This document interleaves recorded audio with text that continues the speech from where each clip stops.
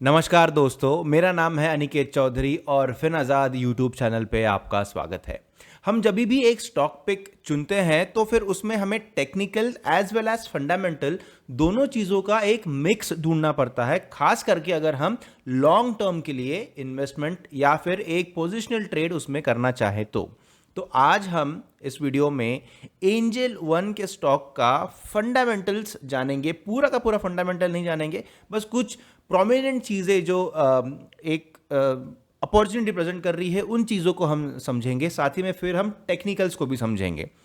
तो शुरुआत करने से पहले एंजल वन जैसे हम जानते हैं ये एक डीमैट अकाउंट सर्विसेज है और इसकी खासियत ये है कि ये एक इंटरनेट थीम के ऊपर में वर्क करता है। इंटरनेट थीम यानी क्या कि इसका जो क्लाइंट एक्विजिशन है ये सब डिजिटल प्लेटफॉर्म से होता है। इसका ऑपरेशंस भी जो है वो डिजिटल प्लेटफॉर्म्स पे होता है, यानी जो पैसा लगता है एंजल वन को नए नए क्लाइंट्स को एक्वायर करने के लिए वो काफ़ी कम हो जाता है, क्योंकि ये न्यू क्लाइंट एक्विजिशन के लिए डिजिटल मीडियम का यूज़ ज़्यादा करते हैं। ठीक है, तो इनका सेल्स फोर्स आप समझ सकते हैं, जो सेल्स का फोर्स है वो डिजिटल ओरिएंटेड ज़्यादा है। इनकी ऑपरेशन कॉस्ट कम है क्योंकि वो भी डिजिटल ओरिएंटेड है, इसीलिए ये बाकी बहुत सारे स्टॉक से आगे उभर के आता है।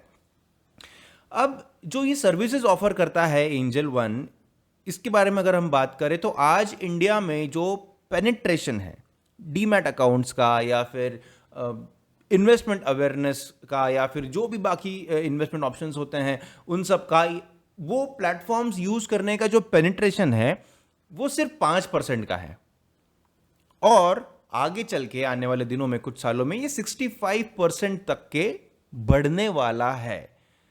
तो ये एक ऐसा सेक्टर है जो हमें लग तो रहा है, क्योंकि हम स्टॉक मार्केट और ये सब चीज़ों में का कंटेंट देखते हैं या फिर इसमें इन्वेस्ट करते हैं कि आजकल हर कोई करता है, लेकिन नहीं, सिर्फ 5% का पेनिट्रेशन है। 5% से लेकर के 65% तक की ये जो जर्नी है, ये सारे जो डीमैट अकाउंट प्रोवाइडर्स है ये देखने वाले, फिर चाहे वो एंजल वन हो या फिर जेरोदा हो या बाकी बहुत भी सारे हैं, राइट। तो इतना ज़्यादा स्कोप है यहाँ पर। और एंजल वन की खास बात यह है कि इसके जो रिजल्ट्स आए हैं, क्वार्टरली रिजल्ट्स, वो बहुत ही फैंटास्टिक आए हैं। जितना क्लाइंट एक्विजिशन इन्होंने इस एक साल में किया है उतना उन्होंने पिछले 24 साल में भी नहीं किया था, right. So they have acquired around 1.5 million new clients in Q4 and 5.3 million in FY22 में, राइट। तो और भी कुछ, अगर हम इसका लोअर यूजर एक्विजिशन कॉस्ट है, हायर ऑर्डर वेलोसिटी है, रैपर न्यू यूजर एडिशन है, जैसे हमने कहा, क्योंकि ये सारी इंटरनेट के ऊपर में बेस्ड है, डिजिटल इनका वर्किंग है। और साथ ही में इन्होंने ₹27.1 का डिविडेंड भी दिया है इनके शेयर होल्डर्स को, जिसकी वजह से इनका जो dividend pay out ratio that becomes more than 35%।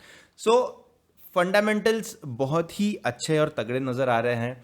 एक उभरती हुई कंपनी है, एक सेक्टर ऐसा है जो अभी भी जिसमें बहुत स्कोप है पेनिट्रेशन के लिए, इसलिए हम एंजल वन को अभी टेक्निकली भी समझेंगे कि यहाँ पर क्या गतिविधियाँ हो रही है। तो आइए चलते हैं, यहाँ पर ये चार्ट है एंजल वन का, ठीक है।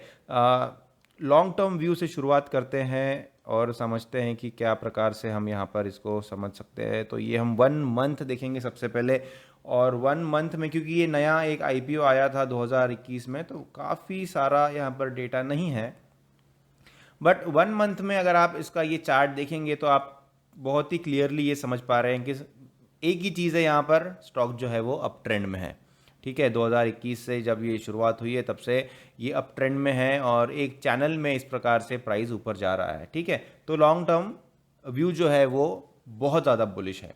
अब इसको हम देखते हैं वीकली टाइम फ्रेम में। अब वीकली टाइम फ्रेम में इस प्रकार से चीज़ें नज़र आ रही है।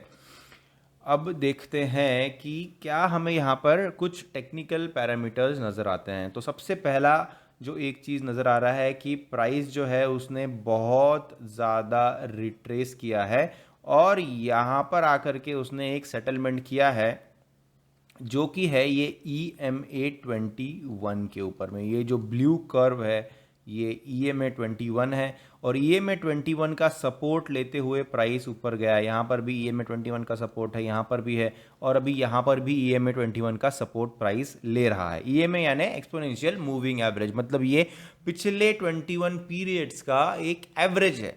मतलब EMA वगैरह अगर नहीं समझना तो बस समझिए कि उसका एवरेज पिछले 21 डेज का एवरेज जो है वीक्स का, इस क्योंकि हम यहाँ पर वीक्स देख रहे हैं, वीकली टाइम फ्रेम देख रहे हैं, तो ये वीक्स का एवरेज है। ठीक है, तो ये इसका एवरेज है, एवरेज के ऊपर में ये रेस्ट लेते हुए आगे चल रहा है। तो अभी क्या हम यहाँ से समझ सकते हैं कि ये एक रेस्ट जो है यहाँ पर वो सिग्निफिकेंटली लेगा और यहाँ से रेस्ट लेने के बाद में फिर से ये जो जर्नी है हायर हाइज हायर लोज बनाने की, ये यहाँ से रिज्यूम होगी। अब हम ट्रेंड लाइंस निकालते हैं और उसके लिए चलते हैं डेली टाइम फ्रेम में, जहां हम बहुत क्लैरिटी से चीज़ों को समझ पाएंगे।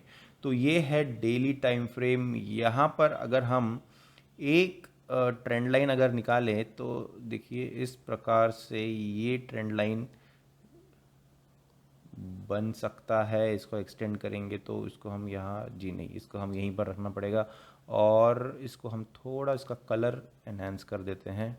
तो ये एक ट्रेंड लाइन है जहाँ पर कि मल्टीपल टाइम्स प्राइस ने सपोर्ट लिया है। देखिए यहाँ पर सपोर्ट है, यहाँ पर 2-3 दफ़ा सपोर्ट है और अभी यहाँ पर सपोर्ट एस्टैब्लिश होने के चांसेस बहुत ज़्यादा नज़र आ रहे हैं। और दूसरा एक लेवल अगर हम देखें तो ये एक शॉर्ट टर्म का एक लेवल हम यहाँ पर बना सकते हैं इस तरीके से। 1526 के ऊपर में ये ट्रेंड लाइन मैंने निकाली है। इसका जो लेवल है दैट इज़ 1526। ठीक है, अब इसका इंपॉर्टेंस क्या है, इसका महत्व क्या है, आप देख सकते हैं कि यहाँ पर प्राइस आया और यहाँ से उसको नीचे ढकेला गया और जो ये जो लेवल थी जो रफली मैं निकाल रहा हूँ, इस लेवल पे प्राइस आके यहाँ पर सेटल हुआ।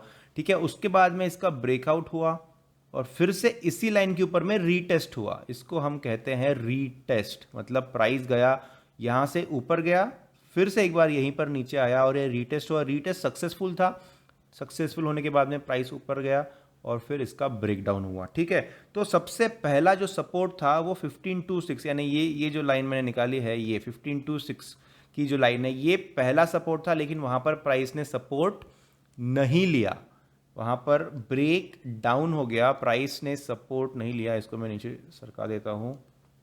ठीक है, तो ये सबसे पहले ये रीटेस्ट हुआ। ठीक है, ये रीटेस्ट हुआ। हम एक बार फिर से पूरा मैं ये चार्ट क्लियर कर देता हूँ, फिर आपको एक्सप्लेन करता हूँ। तो ये है 1526 का ट्रेंड लाइन, ये वाला। यहाँ पर प्राइस ने लिया रेजिस्टेंस, प्राइस नीचे आया, नीचे ढकेला गया, उसके बाद में ब्रेक आउट हुआ, यहाँ पर हुआ ब्रेक आउट। ठीक है, BO लिख दिया मैंने।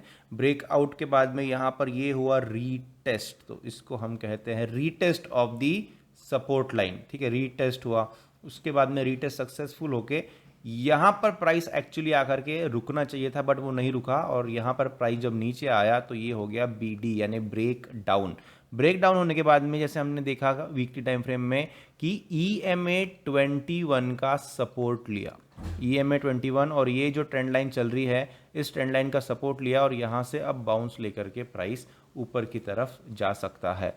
तो ये जो सारी चीज़ें हैं यहाँ पर पैन आउट हो रही है, इससे हम ये देख सकते हैं कि काफ़ी ज़्यादा रिट्रेसमेंट ऑलरेडी हो चुका है एंजल वन के इस स्टॉक में, और इतना रिट्रेसमेंट होने के बाद में बस कुछ ही दिनों में अभी यहाँ पर कुछ बुलिश एक्टिविटी आ सकती है। लेकिन क्या अभी ही आपको बाय कर लेना चाहिए? नहीं, बुलिश एक्टिविटी को रिज्यूम होने के बाद, मतलब उसको वॉच में रखिए, उसका एक्टिविटी रिज्यूम जब होगा उस समय आप उसमें एंट्री लीजिए। अब एंट्री लेने का सही प्राइस क्या रहेगा? जो 1526 का लेवल है उसके ऊपर जब निकल जाएगा प्राइस, यहाँ से देखिए ये यहाँ पर ऐसा निकल जाएगा इस पोजीशन में, तो मान लीजिए 1526 ग्रेटर देन 1526 1530 के रेंज में जब आ जाएगा उस समय आप इसको बाय कर सकते हैं। तो ये आपका बाइंग प्राइस हो जाता है। आपका सेलिंग प्राइस ऑब्वियसली ये है 2000 का आप टारगेट लेकर, ये जो हाई बना हुआ है यहाँ तक प्राइस पहुँचेगा। अगर यहाँ से एक ऊपर की तरफ दिशा मिलती है तो ये 2000 का जो ये लेवल है 2000 तक प्राइस आ जाएगा। काफ़ी अच्छा रिटर्न है ये, ज़्यादा हमें ग्रीन में भी नहीं आना है। जैसे प्राइस एक्शन हमें अपॉर्चुनिटी प्रेजेंट करता है, बस उसी समय हमें देखना है कि क्या टारगेट्स हम अचीव कर सकते हैं। 10% 5% का भी टारगेट अगर मिलता है तो अच्छी बात है। ये हम ट्रेडिंग पॉइंट ऑफ व्यू से बात कर रहे हैं, लेकिन ओवरऑल फंडामेंटली हमने देखा है कि एंजल वन का स्टॉक जो है वो काफ़ी अच्छी अपॉर्चुनिटी प्रेजेंट करता है। फंडामेंटली भी, राइट। ये हम टेक्निकली देख रहे हैं ट्रेडिंग के लिए, लेकिन इन्वेस्टिंग के लिए हम फंडामेंटल्स को अगर समझे तो वो भी एक बहुत अच्छा अपॉर्चुनिटी प्रेजेंट करता है, क्योंकि हमने मंथली टाइम फ्रेम में, जब हम मंथली टाइम फ्रेम में थे तो हमने देखा है कि ओवरऑल ट्रेंड जो है वो बुलिश है, राइट। तो ये दोनों चीज़ों के वजह से, और खास करके अभी एक ऐसा समय है जब मार्केट मतलब एक रिसेशन टाइप का माहौल बनते हुए आ रहा है। अभी रिसेशन आ गया है ऐसा नहीं, बट लग रहा है इन्फ्लेशन बढ़ रहा है, रेट हाइक्स हो रहे हैं, रुपी जो है against dollar it is at a record लो, बहुत लो आ चुका है रुपीज़, राइट। FIS सेल कर रहे हैं, वो एक रीज़न है कि रुपी भी नीचे आ रहा है। फॉरेन इंस्टीट्यूशंस इंडियन मार्केट्स में सेल कर रहे हैं, बॉन्ड यील्ड्स बढ़ रही है, इन सारी चीज़ों की वजह से क्रूड का रेट बढ़ रहा है, बहुत सारी चीज़ें हो रही है। तो ऐसा लग रहा है कि फंडामेंटली स्ट्रांग जो कंपनी है बस उसी में आपने इन्वेस्ट करना चाहिए। बस इधर उधर से कुछ भी स्टॉक अगर आप लेंगे तो वो बहुत बहुत रिस्की हो सकता है।